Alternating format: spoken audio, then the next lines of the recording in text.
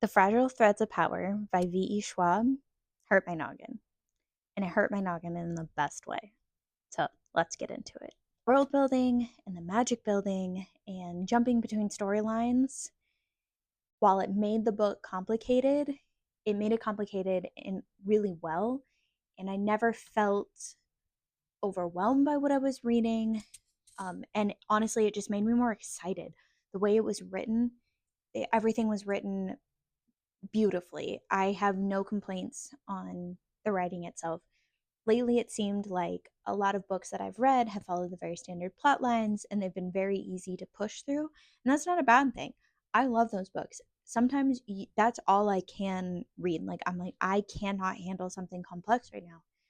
It's part of why I've put off the third book of the Atlas 6 series because I just couldn't handle complicated. And then I picked this one up and I forced myself into complicated. But like I said, in the best way. So, in this book, we follow three different storylines.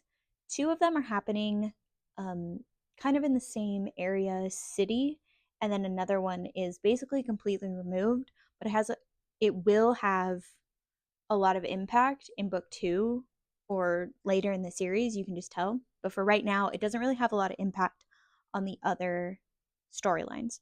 So the first two storylines that we follow take place in what they call Red London, and there are four Londons, and there's basically like a door to get to each London, and only certain people can go through these doors and reach the different Londons.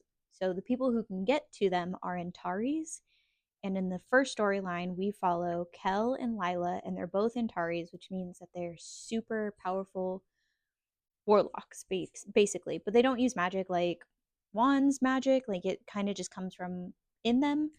Think Avatar. That's kind of what it reminded me of. Like, they can do all of the elements, and then other people can only do fire, and others can only do water, or some can do like a mixture or a combo of some of the elements, but they can do anything and everything. So they are pirates who also work for slash are friends with the king and the king's family, because Kel is also part of the king's family. It's a very complicated family tree. But they are working to fight the bad guys, who in this book are called the Hand, and they are looking to overthrow the king because they think he's the reason that magic is failing. Do bad guys really ever need a reason to overthrow government? Seems like that's happening without reason all the time. They never need a real reason, right? So in that storyline, we get multiple point of views. We get Kel, Lila, we follow the king for a little bit, we get the king's husband, we get some bad guys' point of view, which makes it really interesting. I loved the jumping between, but it never felt rushed. It never felt like we were missing so much because we were jumping back and forth. So it was that was really good.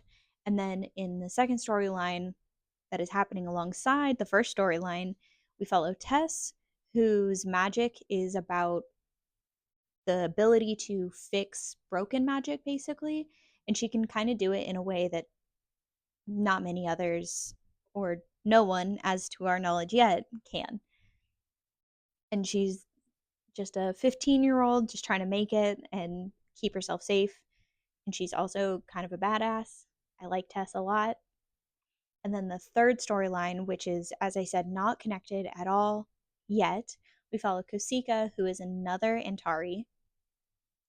And she is working her way through similar problems that the people in the first storyline are working their way through. And we get some very interesting information from her towards the end of the book. And I think book two is going to be really interesting when it comes to her storyline. I think Kosika's storyline is going to be a much bigger role in book two or book three. I don't know how long this series is. I haven't looked. I just know I finished book one. But so overall, I give this book 5 stars. It's one of the better written books that I've read this year. It was complex, and the characters were complex, and they felt well, um, each character felt actually like built. They felt like they had a full story and it was a full character. It wasn't just like the shell of a character, if you know what I mean. So I really like this book. If you are looking for something that you really have to sink your teeth into to read, I highly suggest this book. Pick up The Fragile Threads of Power.